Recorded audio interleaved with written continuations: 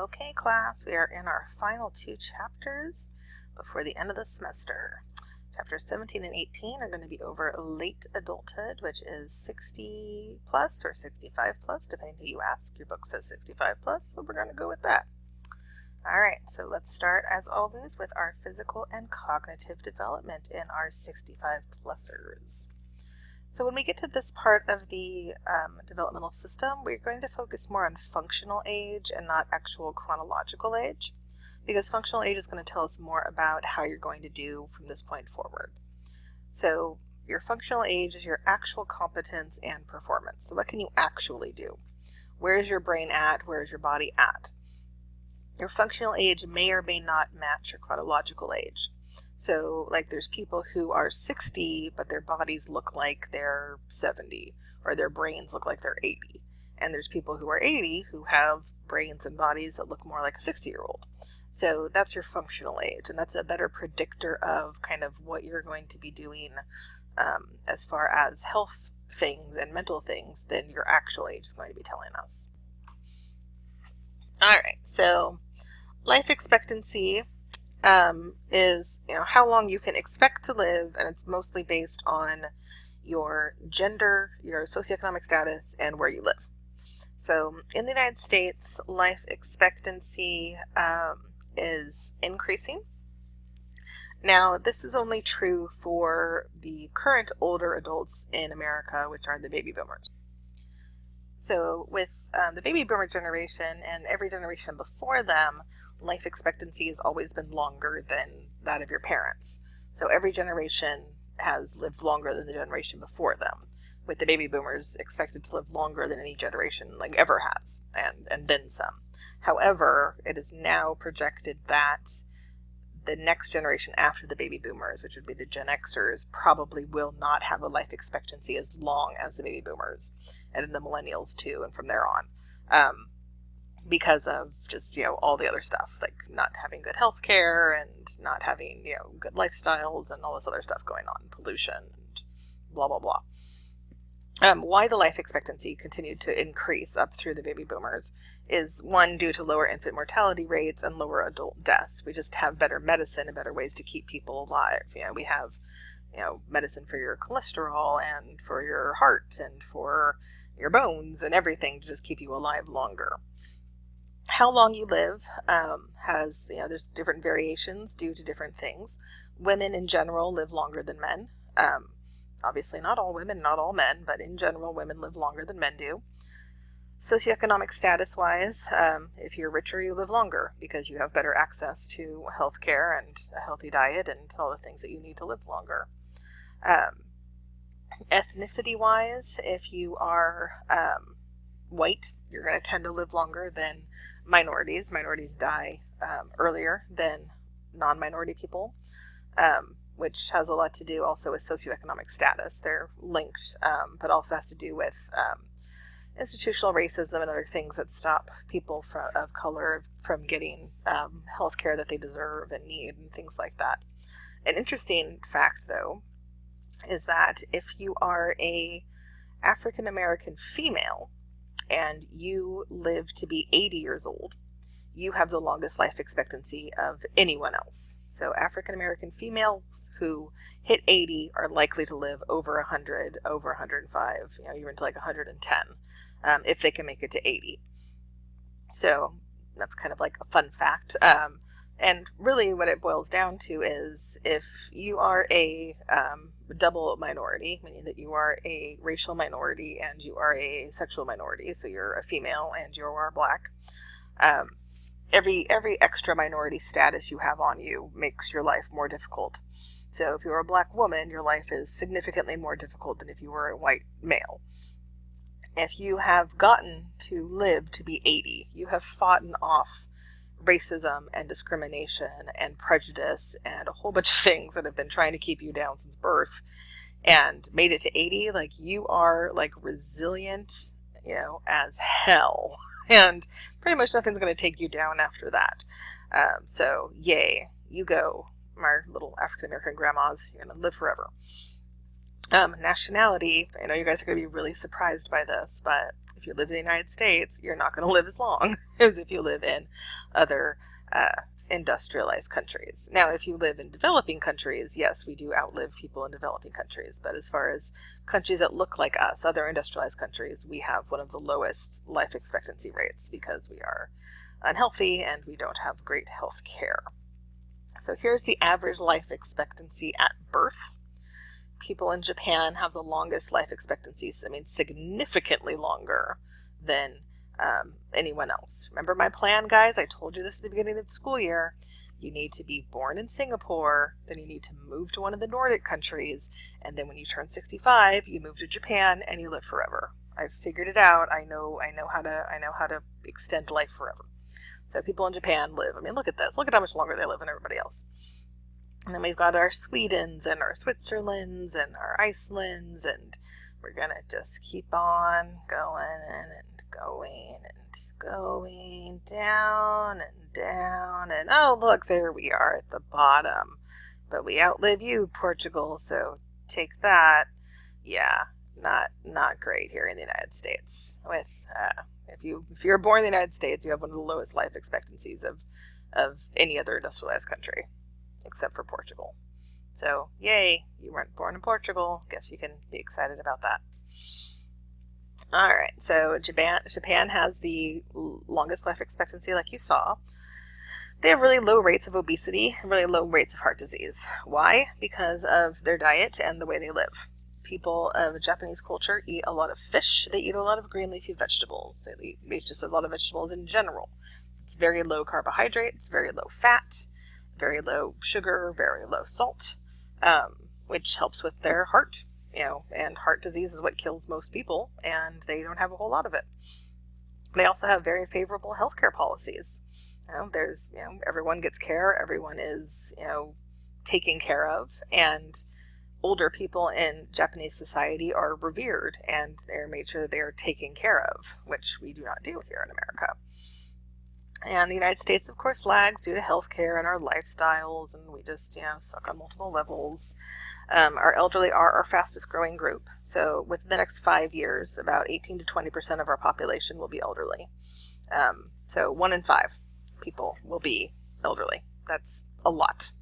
And we are not anywhere prepared for this. I think we weren't prepared for coronavirus. We are really not prepared to have this many old people who are going to need continuing care, who are going to need memory facilities, who are going to need, long-term care facilities and nursing and all the things that we are going to need for this baby boomer generation very soon. We are not prepared for this.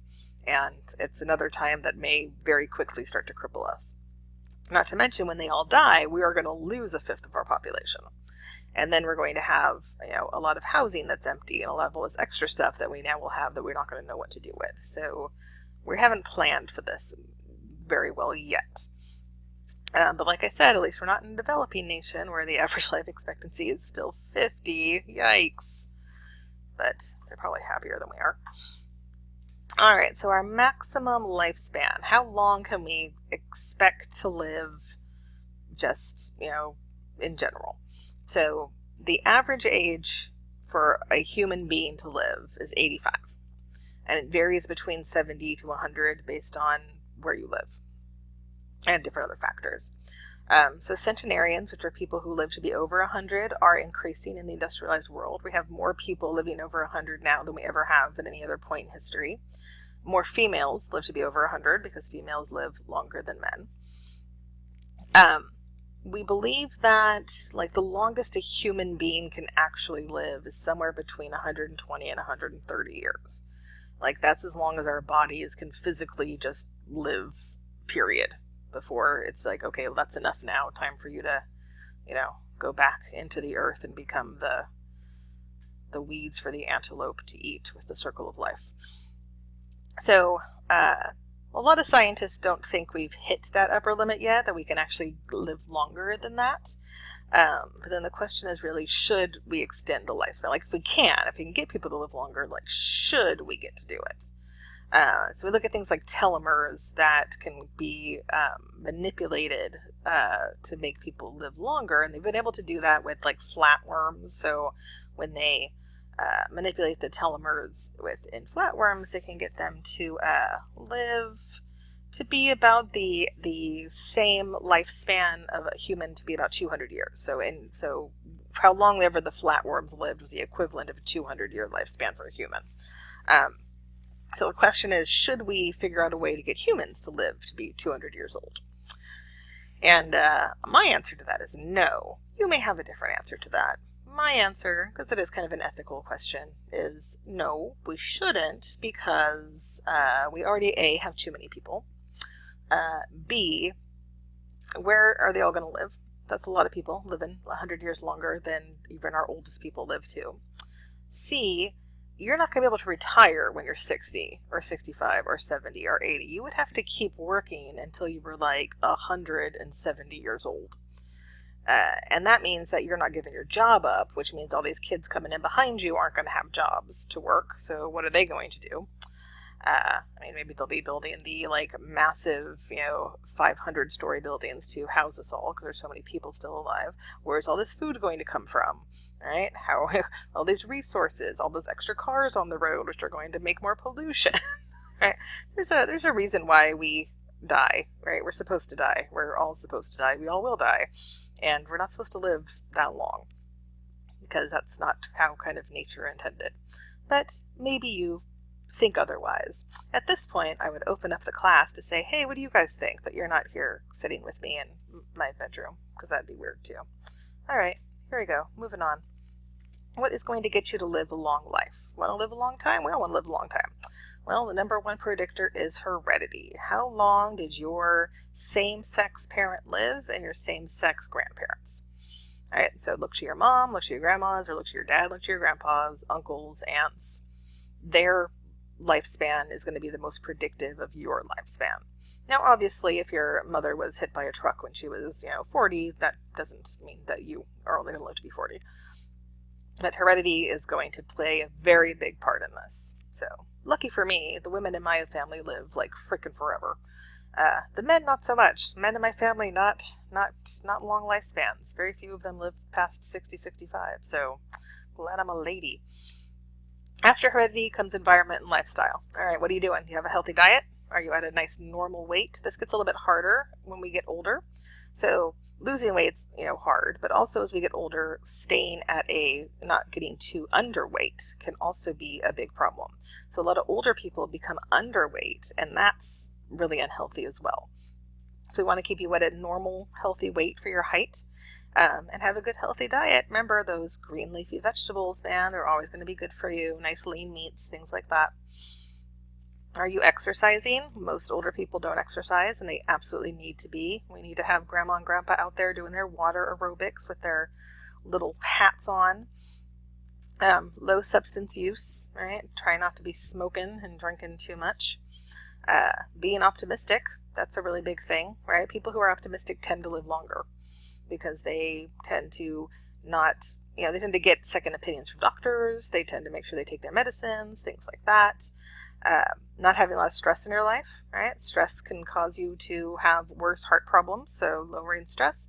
Having good quality social support. And with social support, we're really looking at perceived, like, do you like your social support? So you could have 1 million people around you, and that we could consider that social support, but if you don't like those people, it's not social support. Social support are people that you like having around you, that you perceive as being helpful to you, and you want to have as much of that as possible. But it doesn't just mean having people around you. Having involvement in the community, being part of the community, feeling like you're important, that you have something to do, right? Continuing to be generative, and then continuing to learn, right? People who continue to learn form more neural connections, and that means it actually takes their brain longer to start developing dementia. So as long as you keep learning new things, reading, playing word games, doing stuff, traveling, doing anything that you can to keep your brain growing is a really important part of living a long life. Right? All of these things are, if we can get as many of these things in our lives now, it's going to really help us to live, the longest life possible for us. All right, so let's talk a little bit about visual impairments that we can expect to have happen, because again, our eyes are going to start failing us. They failed us the last age range of 40 to 65. They're going to be doing it more so now as we get, after the age of 65. our visual acuity is going to start to lag. So our ability to focus on things far away as well as close up is going to get worse and worse, right? We came into the world with low visual acuity. We go out of the world with low visual acuity. We came into the world with diapers. We leave the world in diapers. We're going to have that poor dark adaptation because, again, the rods aren't going to be working so well in the periphery of our retina. We're going to be more sensitive to glare, bright lights, things like that. I'm not going to like those as much. Color and depth perception are both going to get worse, right? Because also the cones are going to start to fail. We're not going to have as much. The occipital lobe isn't going to be kind of processing depth as well as it used to. We can have macular degeneration where your eye just starts to kind of get this kind of part where you cannot kind of see anymore. You're going to get like these black spots start to happen, and it will start to get bigger and bigger and bigger and bigger until you can't even see anymore. It's pretty hardcore disorder with macular degeneration. That's what they start to see when it starts to happen, is you start to lose your ability to see in that kind of middle part of your eye range, and then it just kind of gets larger as it continues over time. You're also going to have sleep patterns that change, again, kind of like a baby again. You tend to go to bed earlier and wake up earlier when you're older, right? That's why grandma and grandpa eat dinner at like 5 p.m. and then they're in bed at like 9, but then they're up at like 4 a.m., right? They have very different kind of sleep patterns once we get older. But they also have more difficulty sleeping. So older people are more likely to suffer with insomnia. And insomnia is not just a hard time falling asleep, it's also a hard time staying asleep. So they may be able to fall asleep okay, but they wake up multiple times throughout the night. They also can suffer from restless leg syndrome, where your legs just are kind of tingly and uncomfortable, and you have to kind of get up and move around, which makes it really difficult to sleep. So older people just tend to have more sleep difficulties than their younger counterparts do.